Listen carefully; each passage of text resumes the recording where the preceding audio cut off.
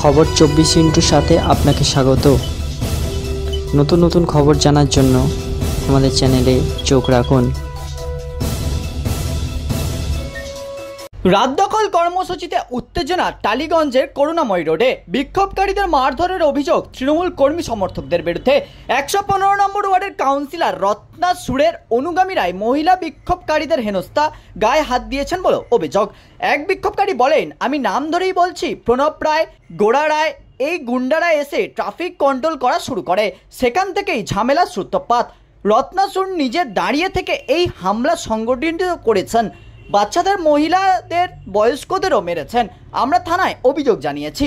আরেক মহিলা বলেন, আমাদের আর কিছুই বলার নেই, শুধু এইটুকুই বলতে পারি, আমাদের ভরসা চলে গেল। আমরা পুলিশের অনুমতি নিয়েই মিছিল কন্ট্রোল করছিলাম। শান্তিপূর্ণ ও অরাজনৈতিক একটি মিছিলে কেন হামলা সেটাই বুঝতে পারছি না। তারপরেও দলনেত্রীরা যখন দাঁড়িয়ে থেকে মার খাওয়ায় আর পুলিশ বলে আমাদের কিছু করার নেই, সিভিকদের দায়িত্ব, সেখানে আর কি বলবো। আরেক মহিলা আন্দোলনকারী বলেন, আমরা তিলোত্তমার বিচার চাইতে এসেছিলাম, কিন্তু মারপিট হবে? এখানে তো দলের ব্যাপার আসছে না, উড়ে উড়ে লাথি মারছে, প্রি প্ল্যান মারছে। যদিও এই হামলা সম্পর্কে 115 নম্বর ওয়ার্ডের কাউন্সিলর রত্নাসুর বলেন, হঠাৎ আমাকে আক্রমণ করে। কালো গেঞ্জি পরা একটি মেয়ে চটি চাটা বলে আমাকে আঙুল তুলে ধমকাচ্ছেন।